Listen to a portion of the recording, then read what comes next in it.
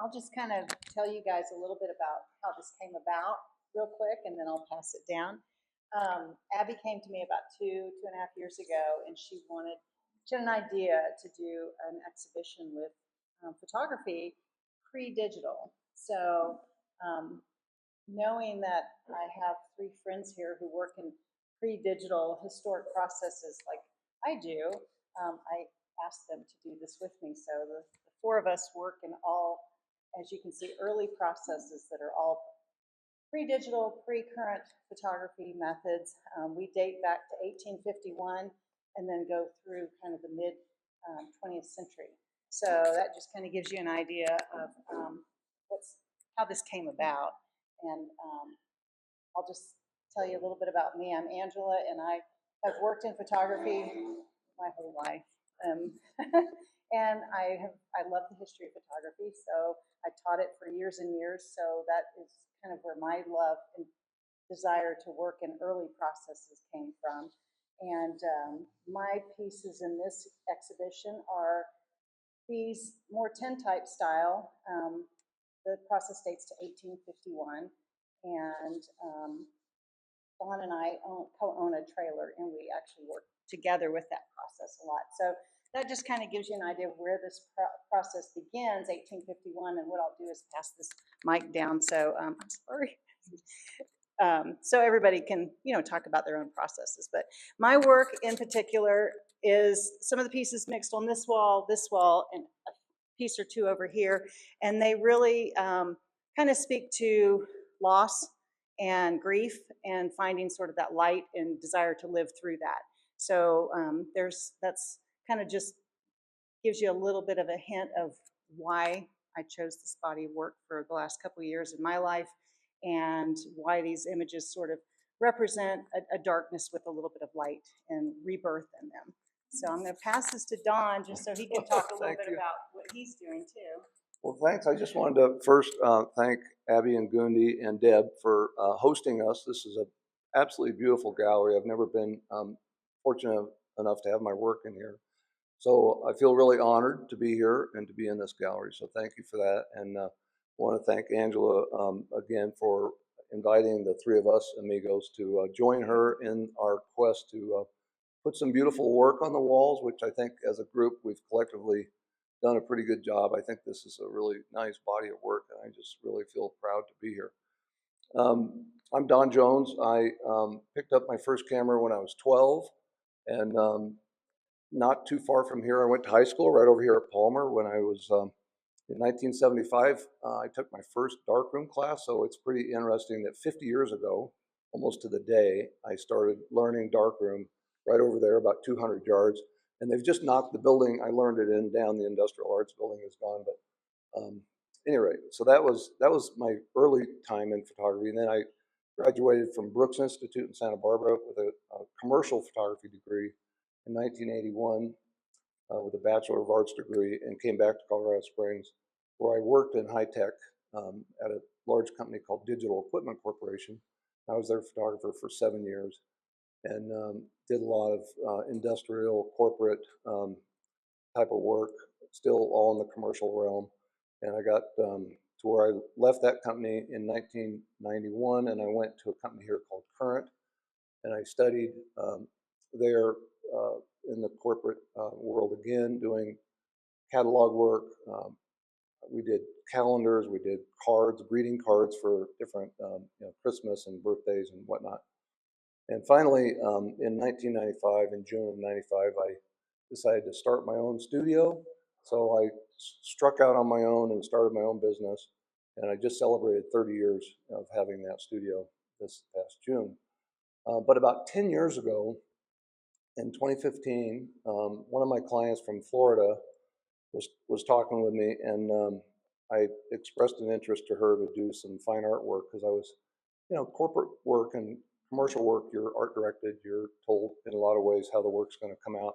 You're responsible for doing it, but you don't get to have total control of all the levers, so to speak, in the game. So I was really yearning to do something in fine art, and I was talking to Angela about that, because she had the history and the bachelor. She has a master's from SCAD, and She teaches the history of photography, and I've been talking to my friend in Florida about doing portraits of this group. It's a group of folk artists called the Florida Highwaymen. I didn't, of course, know who they were, so I started studying, and the more I studied, the more enamored I was with this group. And I really took it on as a personal project to photograph this group of artists. And so I was talking to Angela about it, and I said, it would be criminal for me to go down there with a digital camera and take portraits of these artists. I need to do something where the aesthetic meets or matches the subject. And Angela, of course, in true fashion, for my birthday, bought me a book on wet plate. So I'm reading this book and I'm going through it and I'm loving the images and I'm loving the history and how it kind of it matched up with a lot of the history of the highwaymen. So at the end of the book, there was a phone number and it was the author. And so I thought, how do I learn this process? So I called and I asked Quinn, I said, do you ever teach in Colorado? I see there's a couple pictures from Denver in here. He said, Don, I live in Denver. So, of course, I'm like, yes, okay. So off to Denver I go, And wasn't long after I got to Denver and took the first class that I realized I didn't have the equipment. I mean, I have all this photo equipment, but you can't use modern lenses with this process. I didn't have a trailer, so at any rate, I took the classes.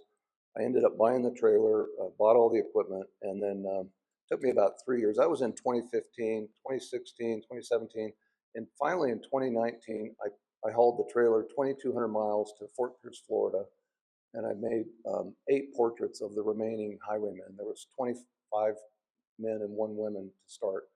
And there was 8 left. So I got their portraits, and actually their portraits are going into a museum that's opening in January of 26 in Fort Pierce, and I'm invited, and I'll be going. And there was actually a gentleman there that shot a short video, a little documentary of me shooting the highwaymen, photographing the highwaymen with this process. And that'll be on a screen next to the portraits. So that'll be fun in January. So that's how I learned the process. And then Dan invited Angela and I to do it was around the time of the sesquicentennial. Dan came up with this great idea to do something called the 19th Century Project. So we did that together. And then right after that, I was featured in a little article in Cowboys and Indians magazine with my wet plate work. And fortunately, I was able to meet and photograph this gentleman named Ernie Lapointe, who was the great grandson of Sitting Bull. So I did a wet plate portrait of him. And then we're here. So welcome and thank you and appreciate being here. Lovely gallery, just so happy. And I'm going to pass it to this young man over here. Well, thank you. I want to thank these guys and working with them and you guys for having us here. So I'm Dan Russell. Like Don, I picked up my first camera at 12. There you go. Seems to be a good age for it. Just a couple of days ago, I got asked what got me into this. And for me, it was a point I was in Prescott, Arizona, and I went to a gallery and I saw my first albumin print. And it just kind of stuck with me. So it sparked my interest to go through and look at how albumin was made. That led me down a road of a Van Dyke Brown. Then the historic processes kicked in because using Van Dyke Brown is a little bit difficult because of the way that the negative has to be perfect. And using film didn't quite work with that. So I came across a guy who was doing dry plates. And when I started doing the dry plates, started doing the Van Dyke Brown, that kicked me off into wanting to do everything authentic. So then I started buying 18th century lenses or 19th century lenses. So my whole thing is I like to shoot authentically as possible. So I even go through the part of using a wooden tripod, using the cameras, the brass lenses, the dry plates, and then printing it the same way. And that's what I have over here. This is my body of work. So if you see something with kind of a ragged edge, that is a Van Dyke Brown. One of the reasons that I chose that process was because at the time I was doing it, I was also doing a show in Cripple Creek, and I was doing some mines, some little mining shafts. The things that came across me were the metals that were used, which was iron for the steam locomotive, for the locomotive, and then they mined gold and silver.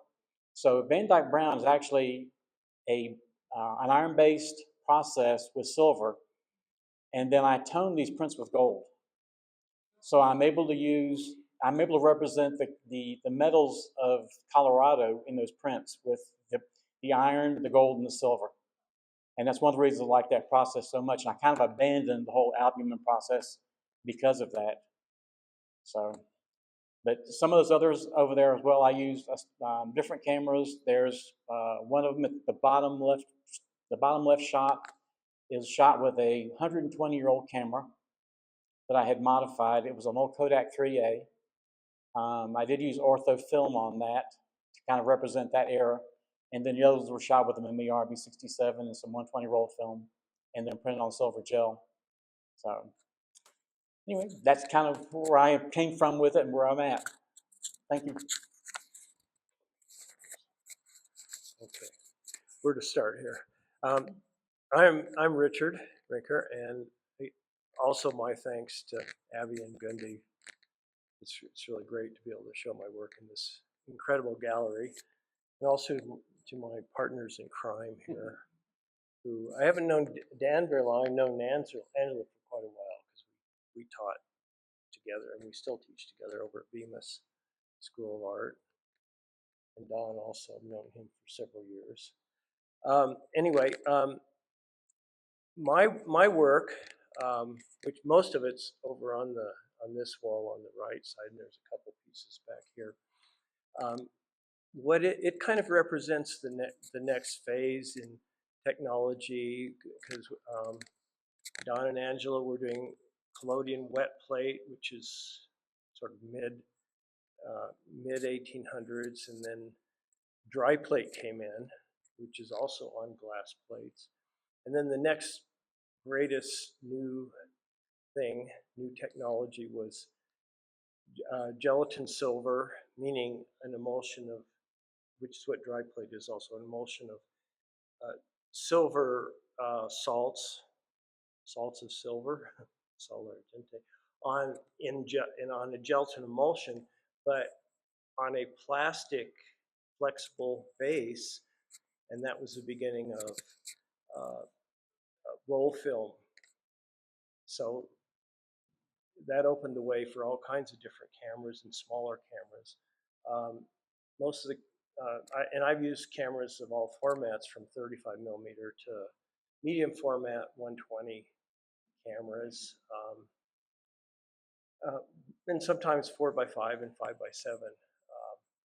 But what they all have in common is that the film is film with gelatin silver emulsion, and the prints are what's called gelatin silver prints as well. And that's basically been predominant throughout from very, very late in the 19th century and all through the 20th century to today, because people can still, get those materials.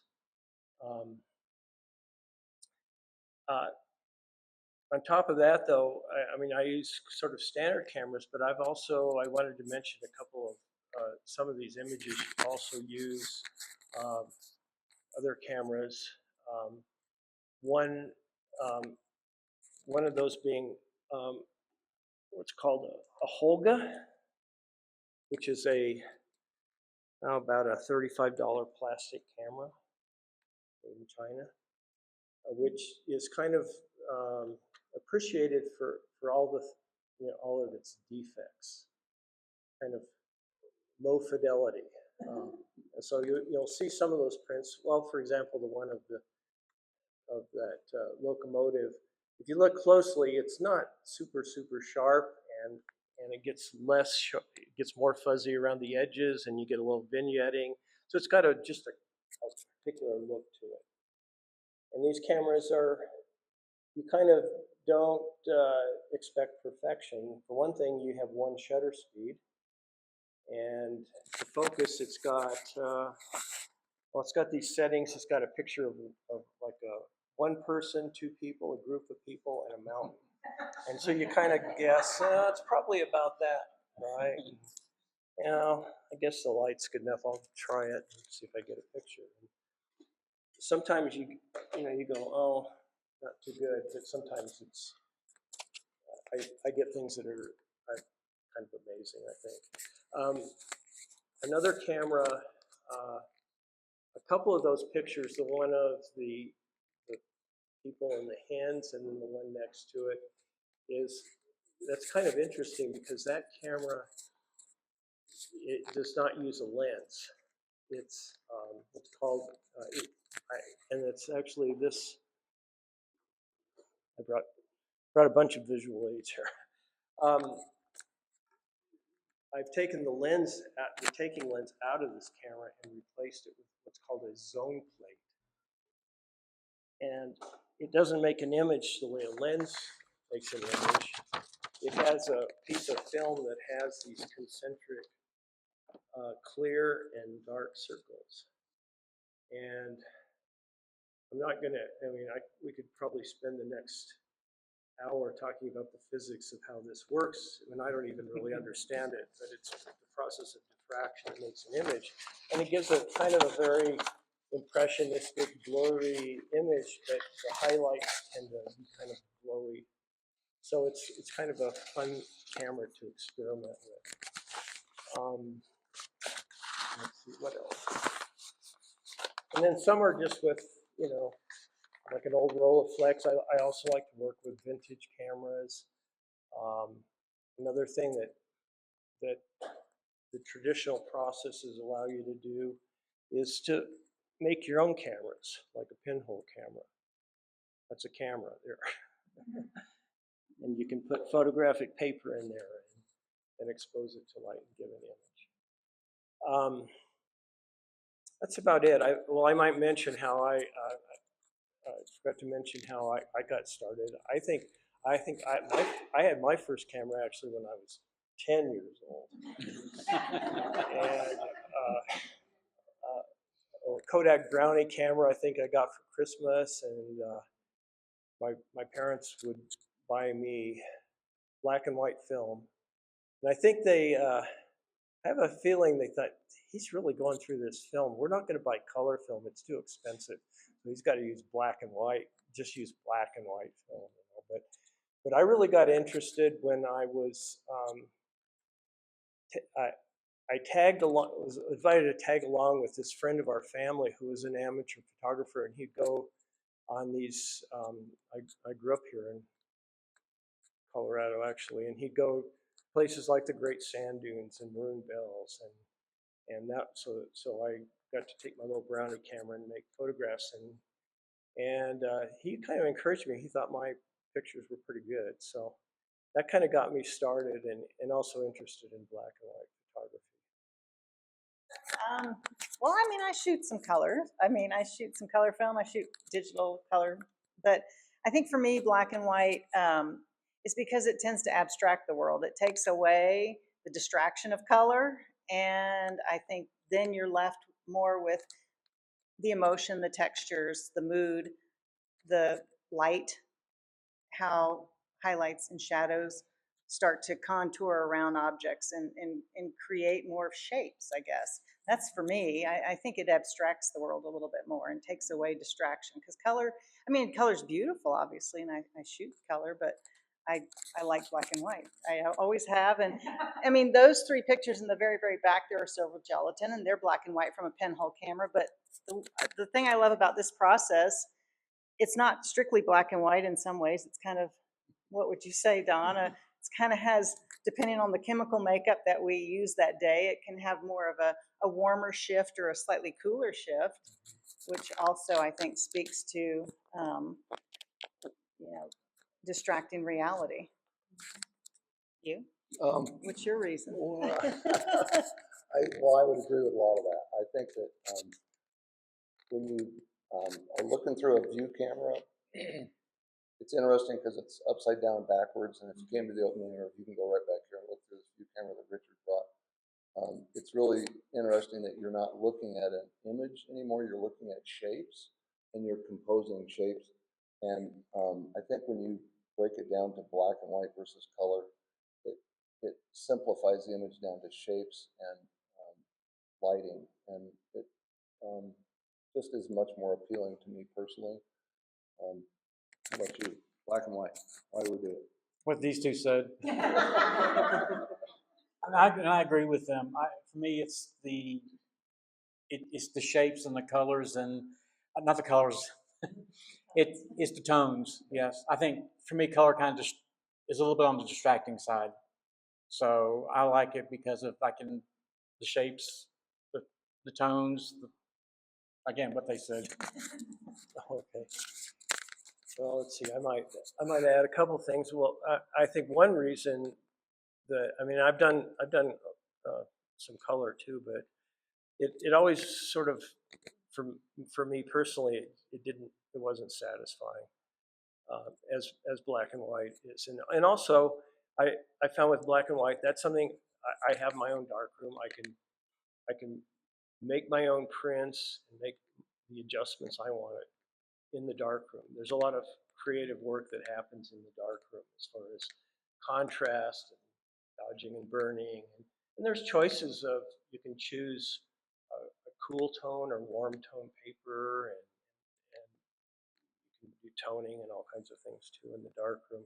And as everyone else was mentioning, color kind of, I think one of the great things about photography itself is that it's connected with reality, but it's also an abstraction of reality, because the real world, things are just going by all the time, and a photograph is one instant, and you're selecting out everything that you don't want to be in the picture. But and then black and white is even a further abstraction because we don't have the color. So it leaves more room, I think, for maybe our imagination to project into the scene. If the color is a little bit, if the black and white lets more abstraction happen, I think that that allows people to imagine, like Michael Dowling was saying.